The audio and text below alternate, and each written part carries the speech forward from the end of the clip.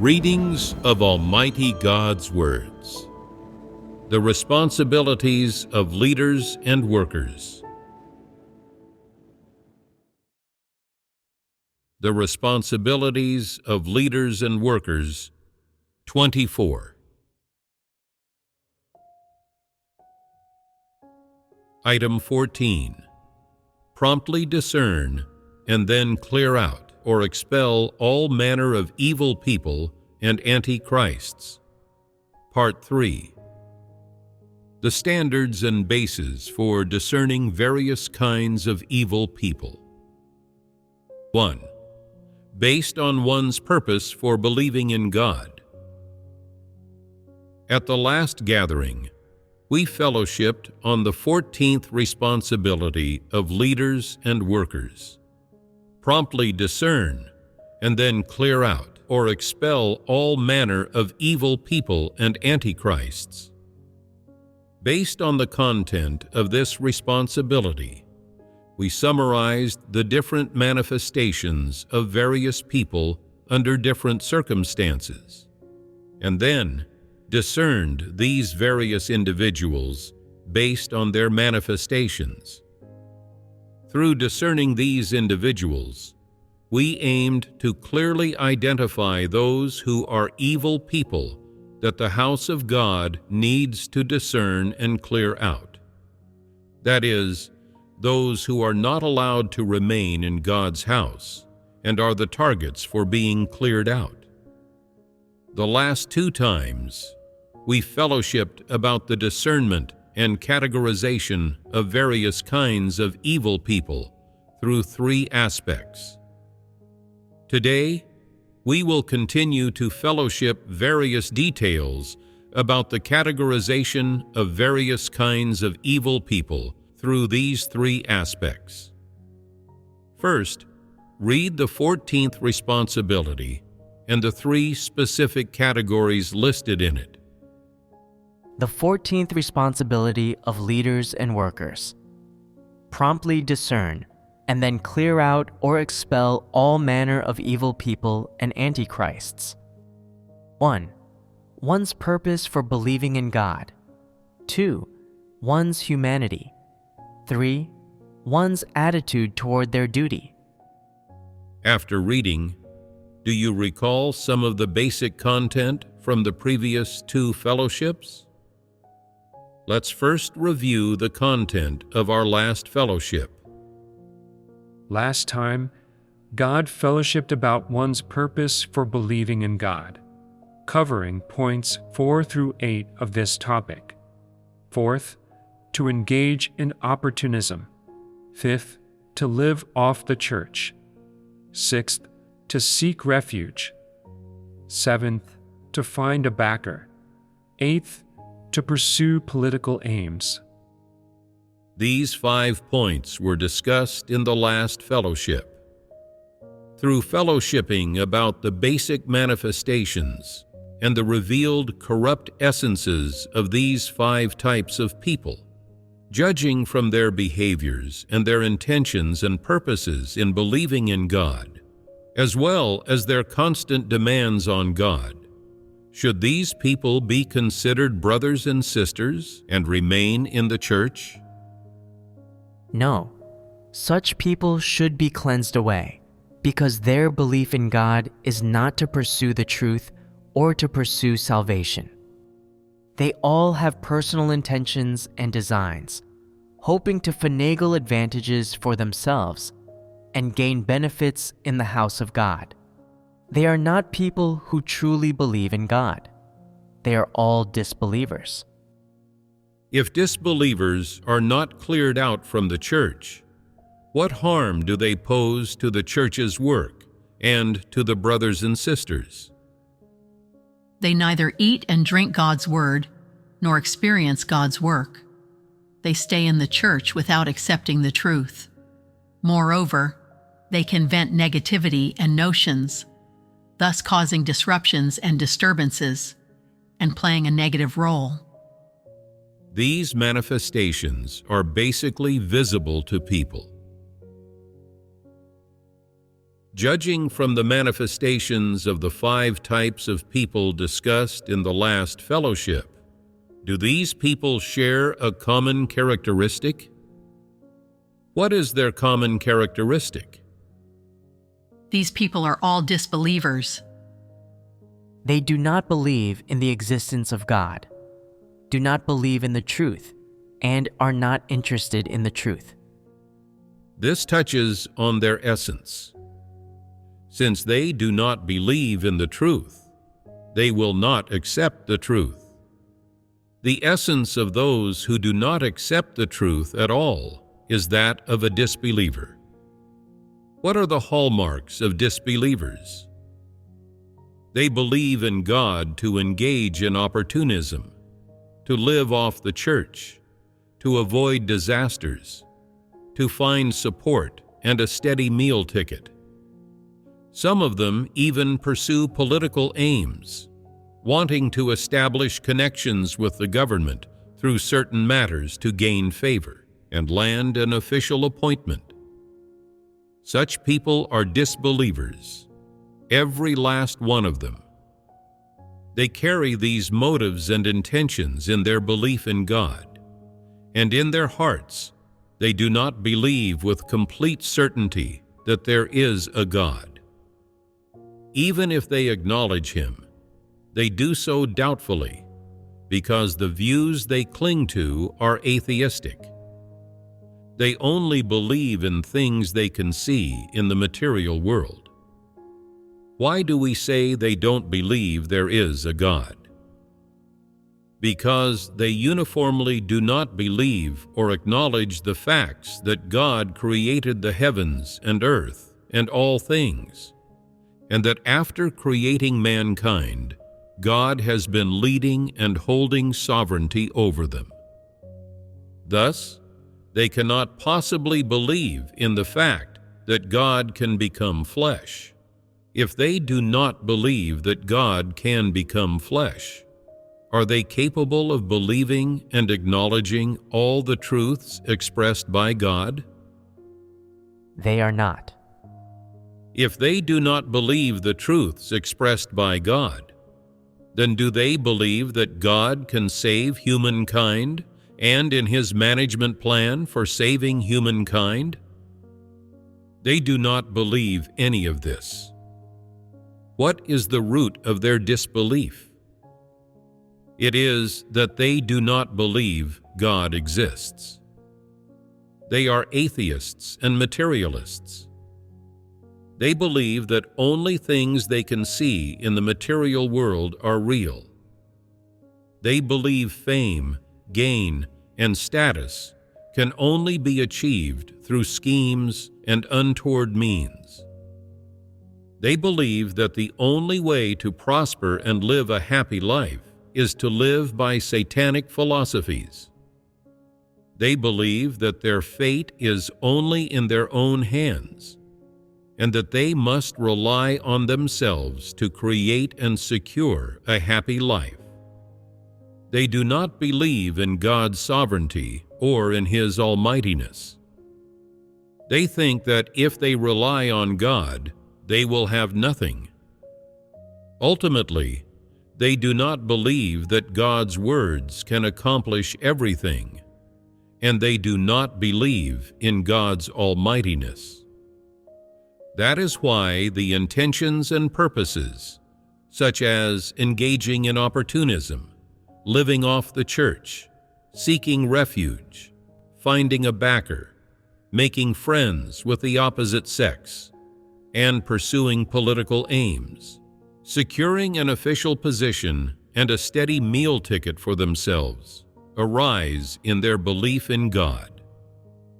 It is precisely because these people do not believe that God reigns sovereign over all that they are able to audaciously and unscrupulously infiltrate the church with their own intentions and aims, wishing to put their talents to use or realize their wishes in the church. This means that they are infiltrating the church in order to satisfy their intention and desire to gain blessings.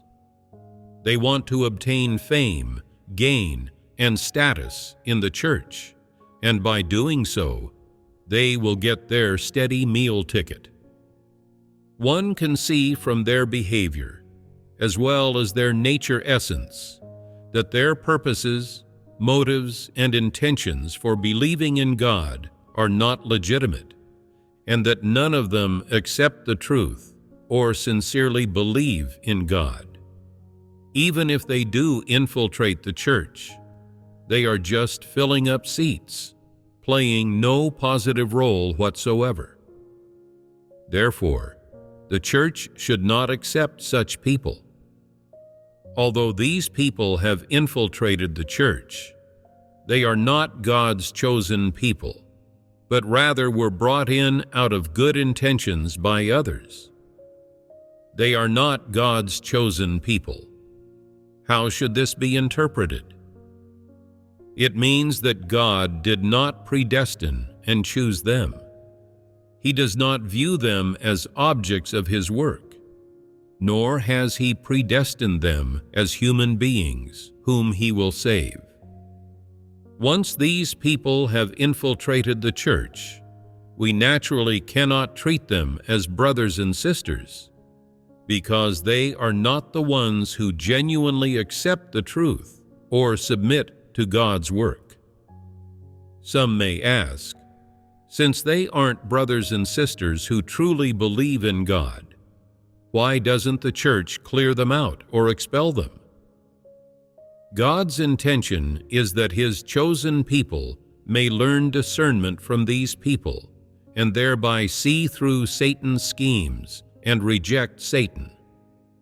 Once God's chosen people have discernment, these disbelievers should be cleansed away. The goal of discernment is to expose these disbelievers who have infiltrated God's house with their ambitions and desires and clear them out of the church, because these people are not true believers in God, and even less are they people who accept and pursue the truth. Nothing good will come from them remaining in the church, but great harm will. First of all, after infiltrating the church, these disbelievers never eat or drink God's words and do not accept the slightest bit of the truth. They always discuss things other than God's words and the truth, disturbing others' hearts. They will only disrupt and disturb the work of the church, to the detriment of the life entry of God's chosen people. Secondly, if they remain in the church, they will run riot committing misdeeds, just like non-believers, disrupting and disturbing the work of the church, and subjecting the church to many hidden dangers. Thirdly, even if they remain in the church, they will not willingly act as service doers, and though they may render a bit of service, it will only be in order to gain blessings. Should the day come when they learn they cannot gain blessings, they will fly into a rage, disturbing and impairing the work of the church. Rather than countenance that, it is better to clear them out of the church as early as possible. Fourthly, these disbelievers are liable to form factions and to support and follow antichrists, creating an evil force within the church that poses a great threat to its work. In light of these four considerations, it is necessary to discern and expose these disbelievers who infiltrate God's house, and then to clear them out. This is the only way to maintain normal progress in the church's work and effectively safeguard that God's chosen people can eat and drink God's words and live church life normally, and therefore enter the right track of belief in God. This is because the infiltration of these disbelievers into the church is of great detriment to the life entry of God's chosen people. There are many people who cannot discern them, but instead treat them as brothers and sisters. Some people, seeing that they have a few gifts or strengths, choose them to serve as leaders and workers. This is how false leaders and antichrists arise in the church. Looking at their essence, one can see that none of them believe that God exists, or that His words are the truth, or that He rules sovereign over all. They are non-believers in the sight of God. He pays them no heed, and the Holy Spirit will not work on them. So, based on their essence, they are not objects of God's salvation, and they are certainly not predestined or chosen by Him. God could not possibly save them. No matter how one looks at it, none of these disbelievers are God's chosen people. They should be promptly and accurately discerned, and then cleared out. They must not be allowed to lurk in the church, disturbing others. These disbelievers infiltrate the church with different purposes and motives, and you might not be able to see through or discern them at the beginning. However, as time goes on, as you interact with them more frequently and have more dealings with them, you will understand them more and more, and you will see the various manifestations that indicate they are disbelievers more and more clearly. Then, isn't it easier to discern them based on God's words? If God's chosen people can all discern disbelievers, then it's time to reveal them and clear them out. Regardless of their character, what their social status is, or how great their seniority is in the church, if after several years of listening to sermons, they still cannot accept the truth and are full of notions about God, they are already revealed as disbelievers. Considering their purposes and manifestations in believing in God, they are undoubtedly the ones who should be cleared out or expelled. This is the cleansing work that a church must do in every period. The topic of the purpose for believing in God covered 8 points, meaning there are 8 types of people whose manifestations are sufficient for us to discern various kinds of evil people, and then to make accurate characterizations and handle them accordingly. In short, these 8 types of people cannot remain in the church. Some might ask, does each of these 8 types of people exhibit only one kind of behavior? That's not necessarily the case. Some people's purpose for believing in God includes 4 or 5 points. They seek refuge, live off the church, engage in opportunism, pursue political aims, and randomly seek out the opposite sex, infiltrating the church to indiscriminately seduce others. Some people's purpose of believing in God might cover 2 points. One is to seek to become an official in the church, and the other is to seek blessings through opportunism, or some might seek out the opposite sex as well as live off the church. Clearly, these people come to God's house looking to take advantage, intending to use the house of God or the brothers and sisters to help them get things done, to exert effort for them. In order to achieve their purposes and satisfy their wishes, they use every possible means to make the brothers and sisters serve them. In short, the obvious purpose of these disbelievers and opportunists who have infiltrated the church and should be cleared out or expelled in coming to God's house is to freeload and take advantage of the situation for their personal gain. Whether in their speech or actions, their purpose can always be vaguely discerned. These people do not accept the truth at all and have no interest in the truth. Sometimes they even show moods and attitudes of revulsion or resistance. No matter what duty the church arranges for them, they only reluctantly cooperate if it benefits them. If there's no benefit for them, they resist internally and exhibit negativity and passivity, and even revulsion or refusal. They engage in a bit of work only if there's benefit. Without it, they either evade or passively muddle through.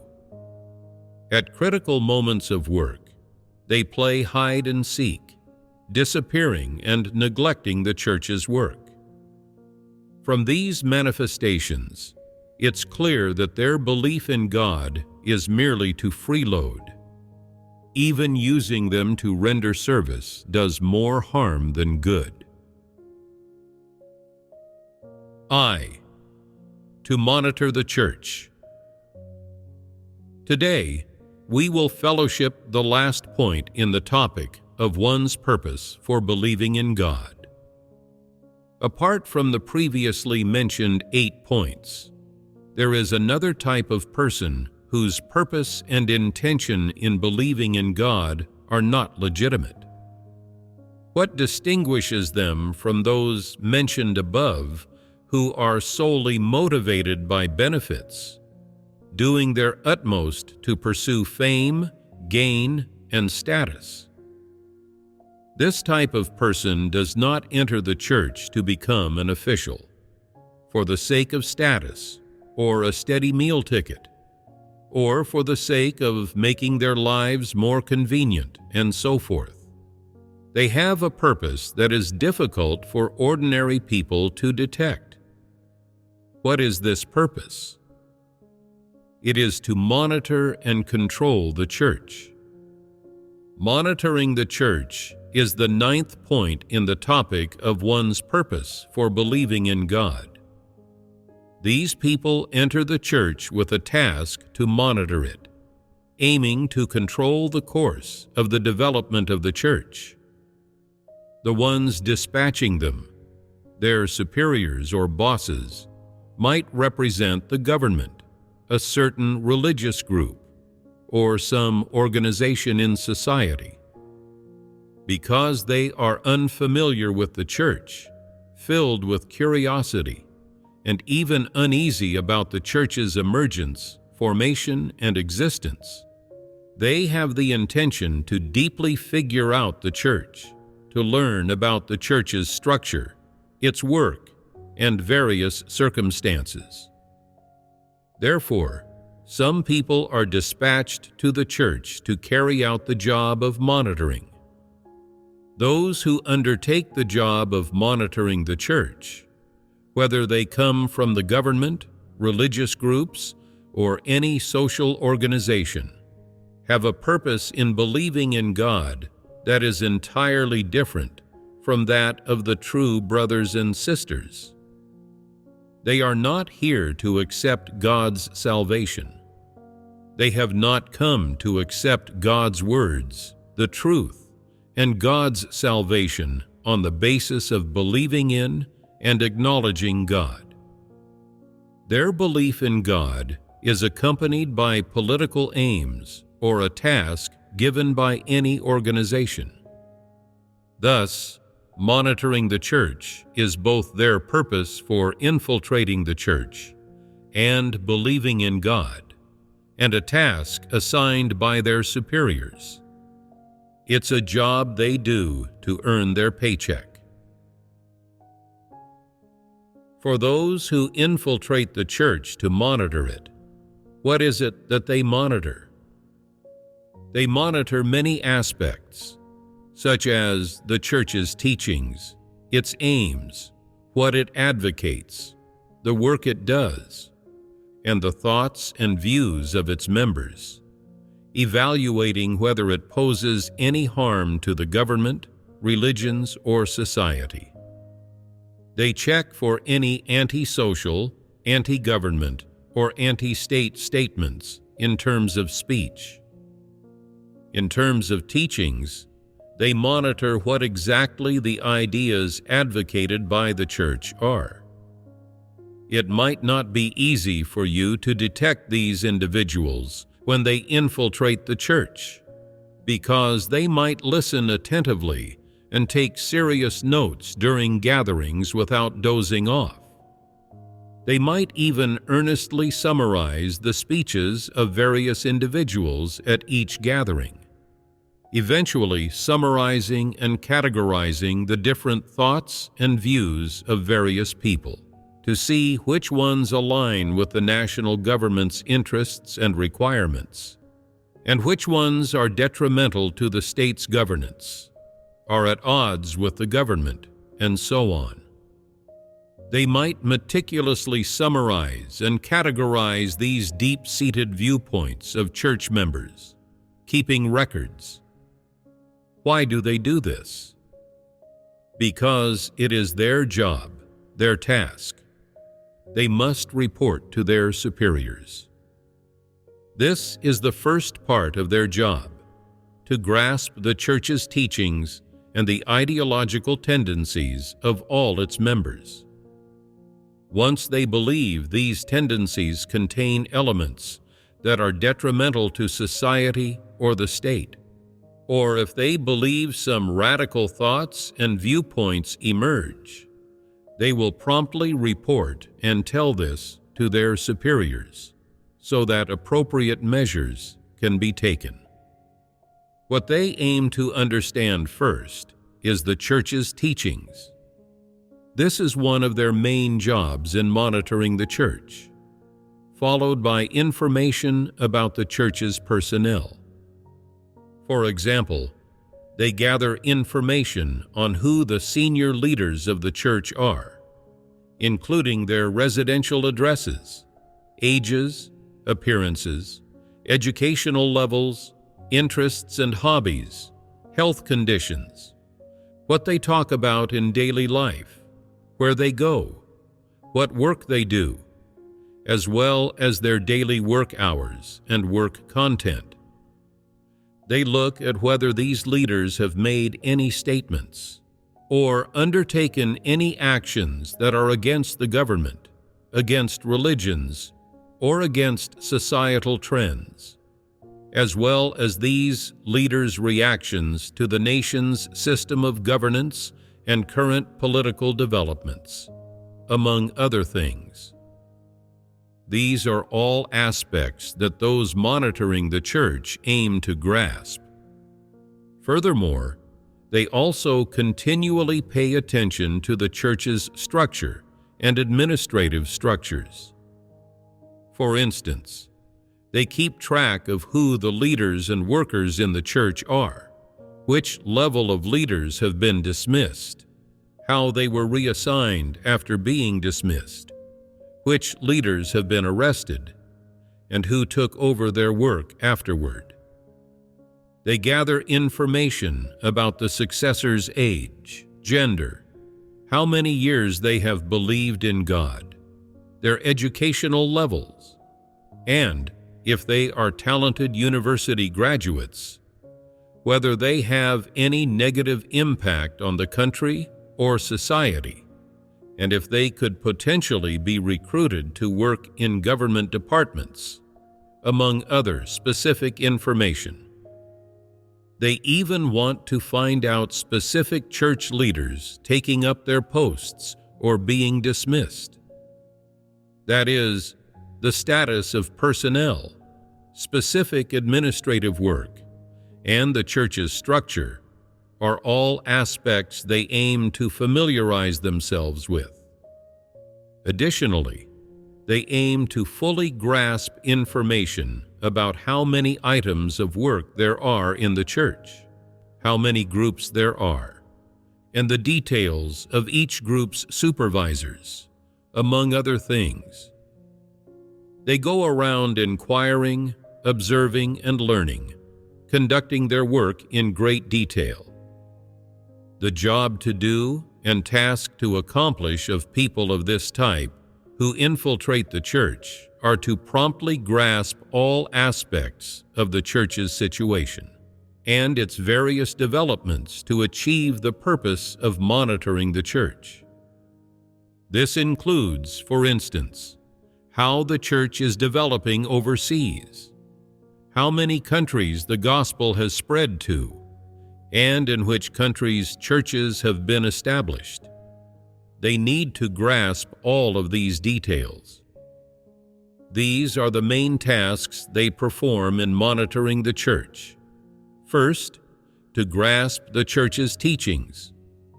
Second, to grasp the situation of the church's personnel. And third, to grasp the status of the church's work and its recent key dynamics. They act entirely as accomplices and minions of Satan, the great red dragon. They are genuine servants of Satan. People of this type who monitor the church infiltrate the church for the purpose of grasping information related to the church's teachings, personnel, work trends, the scale of the church, and other aspects. They aim to grasp each of these aspects and then report them to their superiors, who may, at any time, develop corresponding policy plans or measures to address the church based on the situation.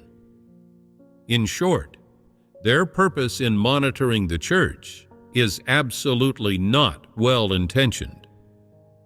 Otherwise, why would they still monitor the church, given that it brings them neither wealth nor benefit? Isn't it because they are uneasy about the existence of the church?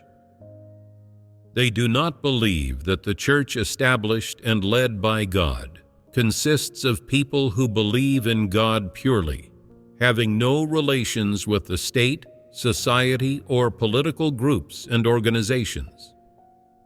But regardless of how they look into the church, they remain uneasy.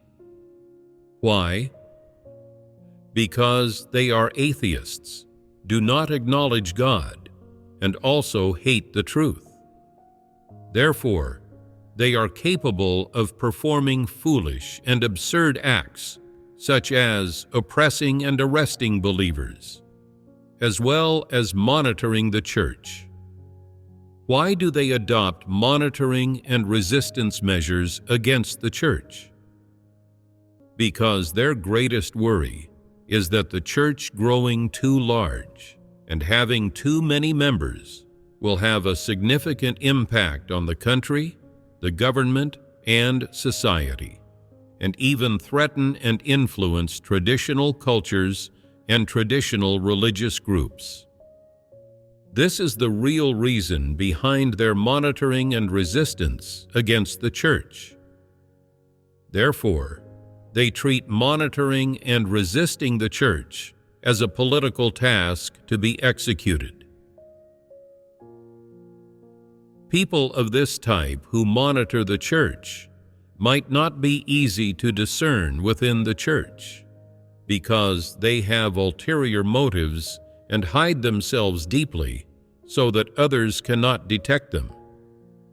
Thus, they might go along with the majority in the church, doing nothing unusual, appearing particularly well-behaved, and never expressing any dissenting views about the work done by the church. However, these individuals have a characteristic. They are lukewarm toward believing in God, neither very active nor very passive about it. They can do a bit of the duties assigned to them, but they never reveal their personal details, such as where they work, their family situation, or whether they have believed in God before. If someone mentions working in a government department, they are very evasive, avoiding giving any opinions on the government, politics, policies, or religion. Their behavior is characterized by avoiding any sensitive topics. They neither criticize nor praise the government, nor discuss its policies or system of governance. When someone points out that a particular individual is a spy, they become notably nervous and may even quickly stand up to defend themselves. Besides being nervous, you might also notice from their gaze a tendency to avoid such sensitive topics. They steer clear of anyone who can see through them. Additionally, they often receive calls from unknown sources or are contacted and interacted with by mysterious individuals not associated with the church. And as soon as they answer one of these calls, they move away from others. If someone happens to see them during these moments, they become visibly flustered, blush, and appear extremely uneasy, fearing that their identity might be discovered. Besides covertly gathering information about the church, they also inquire about the situation with the brothers and sisters from time to time, asking questions like, "How many years have you believed in God? Do your parents believe? Are your family members in the mainland?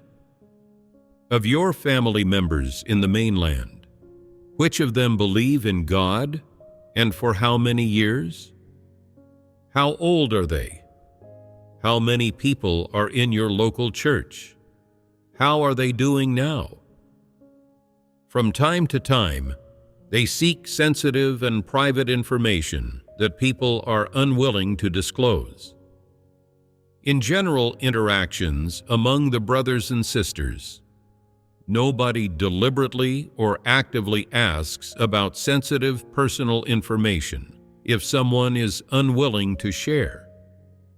However, this individual pays special attention to such matters, even going as far as to track the movements of some leaders and workers or people in charge of important work, trying to gain access to data on these people's computers and mobile phones or their address information, insisting on investigating these details thoroughly. If they notice a certain leader hasn't attended a gathering, they'll ask, "So-and-so's not at the gathering today. What are they doing?" If someone mentions they are busy, they'll probe further. Busy with what? Are they watering those new believers again? Who are those new believers? When did they start believing? How come I don't know about this? They keep digging deeper. The brothers and sisters say, "If we're not supposed to know, then let's not ask." Why keep asking? This isn't about life entry. It doesn't involve the truth. There's no need to know. To which the infiltrator replies, "But these are matters of God's house, the church's work. Why can't we know about it? We all believe in God. Knowing a little doesn't hurt." If you don't want to know, it means you don't care about the church's work or the church leaders. Who exactly did the leader go to meet? How many new believers are there? Where are they? I'd like to meet them too. They're always inquiring about these matters. There is another task that those who monitor the church pay most attention to, which is to grasp the church's financial situation. In one regard, they seek to understand the sources of the church's finances. They want to know if the church has established factories or enterprises, owns sweatshops, employs child labor, and whether the church's various items of work involve profitable ventures. For example, whether the church's production of videos, movies, hymns, and printing books of God's words turn a profit or generate excessive profit, what the sources of the church's finances are, whether there are any affluent individuals donating to support the church. If these individuals include political elites or multimillionaires and billionaires, these are the details they want to grasp. Beyond figuring out the church's administrative structures and financial sources, they also aim to grasp the custody of the church's finances, with their objective being to track the direction of these funds. How the church spends its money, whether it is involved in any unlawful activities, whether it organizes social elites or collaborates with various social organizations and groups to jointly oppose dictatorial governments and uphold human rights, and so on. These are also some of the important situations they aim to grasp. Some people question, is the work of monitoring the church only undertaken by the nation of the Great Red Dragon? Is this statement accurate? In fact, the entire world and the whole of human society resist God. It's not only the nations under dictatorial rule that resist God. Even in the so-called Christian countries, the majority of those in power are atheists and non-believers. And even among those in power with faith or who profess Christianity, the number of them who can accept the truth is in the minority. Most people do not acknowledge, much less accept, the truth. So, aren't these people who believe in God yet resist Him? For example, in religions like Christianity, Catholicism, and Judaism in Israel, are the upper echelons composed of people who accept the truth? Not at all. None of them come to investigate God's work. Not one can accept the truth. To be precise, they are all disbelievers. They all resist God and amount to antichrists. They disturb and sabotage God's work and brutally suppress and persecute those who follow God, which is proven by their treatment of God's work in the last days. Which denomination allows its believers to freely investigate the true way, listen to preachers from outside, or receive strangers? Not a single one can do this. Which race or nation is friendly to the church? It's already commendable if they grant you a bit of religious freedom and some breathing space. Do you still expect them to support you on top of this? When God's church appears, or when the church begins to preach the gospel, these people who do not believe in the existence of God at all, and who feel a particular revulsion and loathing toward the truths expressed by God, then undertake a special job, which is to assign individuals to closely monitor the church. Monitor here means to surveil, to grasp, and control. That is, to tightly surveil, grasp, and control all aspects of the church in every period. Some people say, they haven't publicly condemned or opposed God's work, nor have we suffered persecution or harassment in our local life. We feel that believing in God, gathering, doing our duty, and spreading the gospel overseas is much better and safer than in the nation of the Great Red Dragon. We haven't experienced any interference. Just because there has been no interference and some freedom has been granted to you, you should not deny their work of monitoring the church. The bit of religious freedom you're given is a basic societal institution. What you're enjoying is merely the basic rights of any citizen in the country you live in. Enjoying these basic rights does not mean that the national government, social groups, or the religious community have accepted and acknowledged God's work and the church's work, have become friendly, or that there is no longer any hostility and monitoring. Isn't that the case? This matter isn't abstract, is it? No, it isn't.